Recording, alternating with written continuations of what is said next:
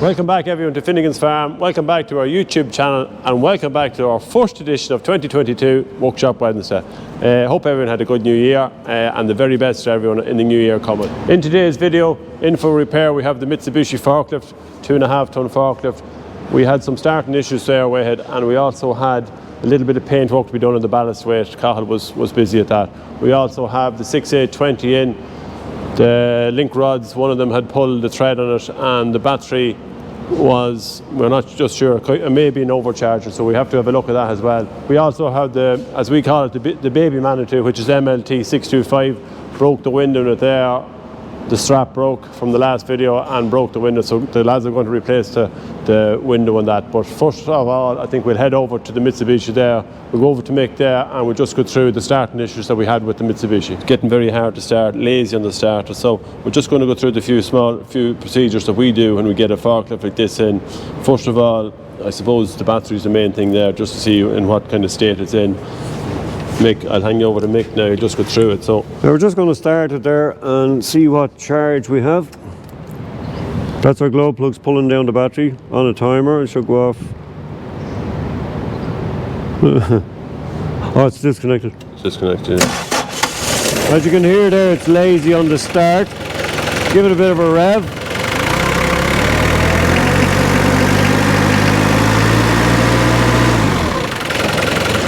And as you can see there, our charge is poor, but what's noticeable, the belt is dancing around. So we'll tighten that up and see if we can improve things. So Mick will just tighten the fan belt there. We're just getting about 12.5 volts there when it started and when it's revved up, and we reckon we should have more than that on it.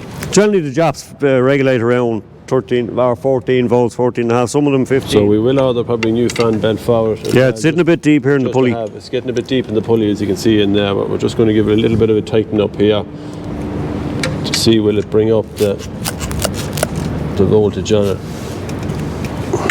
So if we go back to start here, if we turn the key to heat here, you'll see the glow plug signal will come up on the dash there. Now it only goes on for a series of... Well, because it's stone cold engine, 6 or 8 seconds. It varies with different makes. So there is a system on it to control There's a timer, yeah. There's a timer on it, yeah. So if it's really hot, it's only going to go on for a second or two, and if it's really cold, it's going to go on for 6 seconds.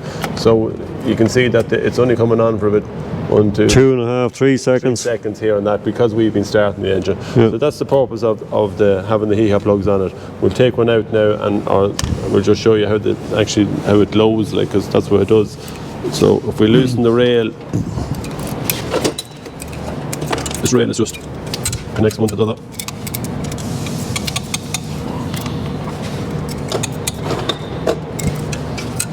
Oops. So now we've the heater plug out, or the glow plug. We've connected our power source here at 12 volt. Mick is going to turn the key on. Power on. So we power it on there. It should glow. It should turn. Yeah, right. So you see it all.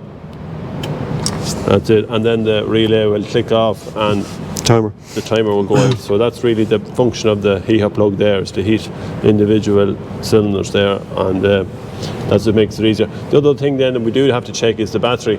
Yeah. That battery has a date on it there, the first 17. So I suppose the lifespan of any battery, this forklift would be started a number of times. I know it's inside in the pack house, but it's constantly on and off. So change it. We probably will change the battery on it when we have it this far. You just really, if you're changing the battery, just check your poles, which end they are on. Check that the size of the battery, and then there's a reading then on the we'll say if we take that battery there, take a new battery, Mick. It's just replace it like for like, because that has a 12 volt 72 amp, and it's an 850 or 650 amp start on it. So you really have to change it to the same spec. That's what. Or bigger if you can get away with it. Or a little bit bigger, yeah. Obviously a little bit bigger if you can get away with it. So. Yeah, so that's what we're going to do. We're going to change the battery here, and we'll see the differ then when pair it off first always and back on last. I'll stick back in the heater plug here. So we'll do a few jobs. That's it. We have our heater plugs back in situ. Our battery's in situ. We'll put the clamp onto it now in a second, and we'll just see does it make any differ on the start. And check it again for. So it's given 12.6 there. We'll just heat it for a second. Very good. Good rev. 14.2. 1.3. Good. So we'd be happy with that. You can hear the engine there. It turns an awful lot quicker there on the start as well. So the battery probably was on its way out. Probably needs a little bit of a respray. So probably going to head over to Cathal there now. He's doing the. We're after taking the block off the back of it there. And he's going to spray that up. So that's the forklift. Basically what I'm doing is spraying the back, the forklift, and then the side panels as well. So I've these sanded down. I have the grey colour painted. So here is, say, the seat goes in there. So we took the seat off, disconnected that, and we could spray the whole thing then. And then I sprayed the bottom here so that today, I sprayed this yesterday so that today I could put the masking tape on the paint. It's nice and dry. And I'm going to spray in the green now. So we actually happen to have green paint from before. Now I had 2 cans here. The first one that I opened has clearly disformed itself. The second can I opened is more the green, so shake that up, should be ready to go. So I'm going to pour it in. This is the gun we're using.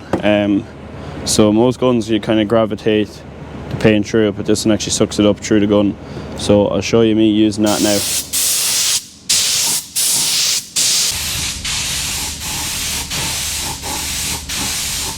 We're just here now with all the little sections. We hang them out of this frame here. It was actually used to dry out the Brussels sprout clothes, but it's kind of a multi-functional thing. So tie these out, so then when you spray them you don't have to turn them over. You can just literally hit them, turn them around, spray them, bang, and get the whole lot covered. So I'm going to spray it there now. I'm going to drop the camera because I don't have 3 hands. So as you can see, the weight is sprayed up, all the panels are done. The benefit about spraying in the polytunnel is the heat, so they dry quicker. So we'll just wait for the lads now to finish off the service, and then I can bring them back in and put them all back on. So that's all from here in the polytunnel. Oh, actually one thing I forgot to mention is this goes on to the front of the Ivor Williams trailer. So I'm going to sand that down and spray it up a silver. Don't know if we have a silver, but I'll find this close to it, and that'll be ready then to put in the front of the Ivor Williams trailer when that's done as well. So with the ballast weight off, it's a great opportunity just to check, we'll say, pins and bushings here down on the wheel end of things. So Shawnee, what happened? So we took, when we jacked her up, we said we'd have a look. So we moved it top and bottom, and we'd no play in the top and the bottom. Then we went side to side, and as you can see here, our pins and bushings on the track rod end are just starting to wear slightly, and it's a thing you have to keep on top of, and get the lads to check regularly when you're greasing the. There is grease points on them, and they actually wear grease, but I suppose this machine does all the loading up the bidets up and down the ramp, and it can be quite hard. And this wheel just is not as bad as that one, but this one for some reason has taken a little bit more of it. So we have new pins and bushings out. That it's a great opportunity to stick it in there now with that off. It only takes 2 minutes to do that. It's not a big job. What else to be on that? So when we come over here, we're looking at our bushings on our levers, and we were just saying this is the most used one here is the up and down, and it's the worst affected. Then you come to our tilt forward and back, not as bad, and then side to side isn't as bad either. So it's just a simple matter of knocking the pin out, ordering our kit to replace, and put the pin back in, and it's as good as new. Yeah, so that's it. That forklift is in.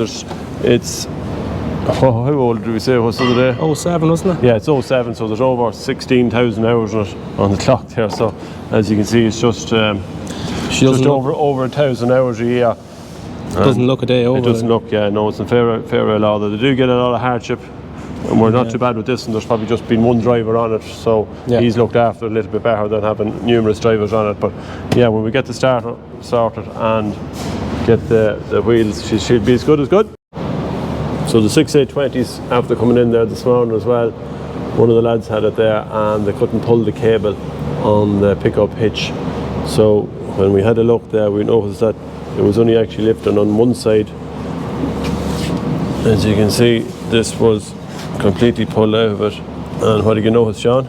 Our threads are in a bad way here. You see they're all stripped the whole way back up, so the nut was basically ineffective in the So So here we have our lift rods. We took this one out, this is the one that the threads were gone, wasn't it, Sean? Yeah, you can just see they're stripped away smooth nearly, this stitch. Yeah, so there's no way, and you know it's going to go onto that because it's just going to do the same again. So we have a new lift rod here, we just pop it in.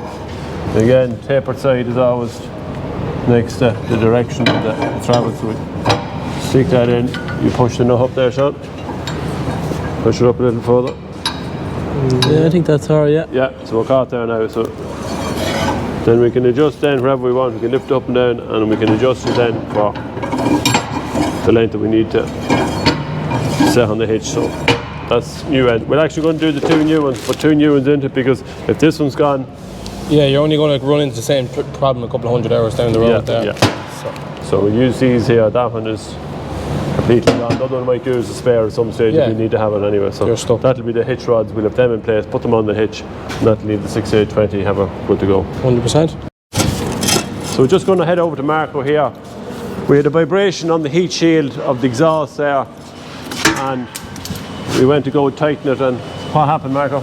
Oh, just broke bolts. Where is them? Where I have this clamp? Yeah. You see them. Just one too tight. Snapped. That was it. So, Yeah. So there was a vibration on this, and this can happen quite a bit on the John Deere's. The vibration come into. We can see actually where the hole has kind of got a bit elongated there because it was obviously rattling. There's a 6mm bolt in these. We're actually going to go to 8mm. You can get these in fixings and fasteners. They're like a zinc plated 8mm. They're just like a deep nut that you can weld on here. Maybe you have cut that one. Yeah, I make from 1-2. Yeah. It's the same length then. And then what you're going to go with? It's stainless steel bolts. Yeah. So it better looks good. yeah, well the stainless steel, well obviously won't rust there because with the exhaust and that it's prone to, the heat is prone to rusting. So we'll put the heat shield back on, put the 8mm bolts with the stainless steel on both brackets. The two of them are gone, are they? Yeah, two of them. Yeah. So top and bottom. So we go over here, you'll see him welding it there, putting it back together, and she should be ready for road then. Yep. So Marco's going to cut this other old piece off it here. Go ahead.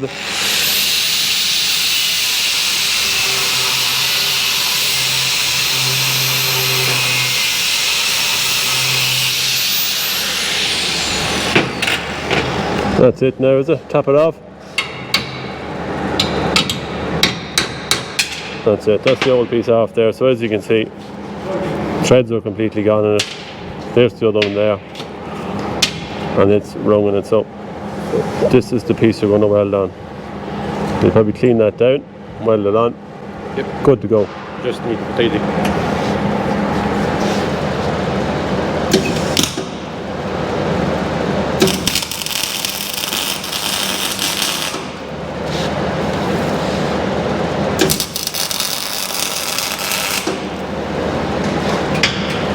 So checking the battery in the 6820, took the battery out. As you can see, a lot of rust here, possibly because of, you know, maybe overcharging of the battery at some stage with the sulfuric acid coming down and causing this to rust and that. So Cathal will clean this up and put a bit of primer and bring it back to its former glory.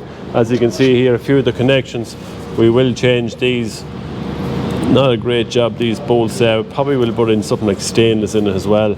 And see these connections here, these will have to be redone. This can just be from maybe swapping batteries in or out, I don't know. Anyway, it happens a good bit on the John Deere. So we'll take you over to the battery here, just to check the battery, what to look for, and maybe just to put it on a bit of a charge there as well, overnight. 3, 2, 1. Okay, right, going in. So in here we have the battery of the 6820. Again, we want to just check acid level on it, just to see where it is on it. Very simple procedure to do. Just a pair of gloves and maybe a shield as well, because you will have gases, especially with batteries and things like that. You just want to be very careful around batteries, because we'll just loosen these off here. And a 12 volt battery, you'll generally have 2 volts per cell. So as you can see, there's 6 of them here. We look in, we can actually see the level of the electrolyte, the acid that's above the plates there. We can see down where the plates are, and you really want the level above the plates. There is a marker on it, it's just very hard to see here, but there is a marking point on it here where you can just top up. If you're ever topping them up, you have to use distilled water to top it up, because with ordinary water, a lot of impurities in ordinary water, so distilled water is really what you should be putting into it. The best way to do it is to charge the battery first and then top it up later on. So you charge your battery, and then if you have a low one, you just need to top that up just gradually. If you see them that it is below the plates, it's never a great sign once it's below the plates. You can get, and even sometimes you look at the side of the battery to get a warped battery, maybe the plates have expanded on it, and that's a sign that your battery is on its way out. So what we'll do is here, we're going to charge the battery, we're going to check the battery as well.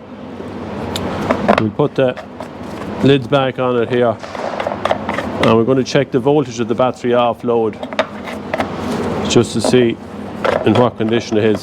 It's just a simple check to see how good the battery is. You generally should be running in around 12.6, 12.7 on a battery of this size off load, just to make sure that the battery is in good condition. Again, the multimeter, very simple, on voltage there,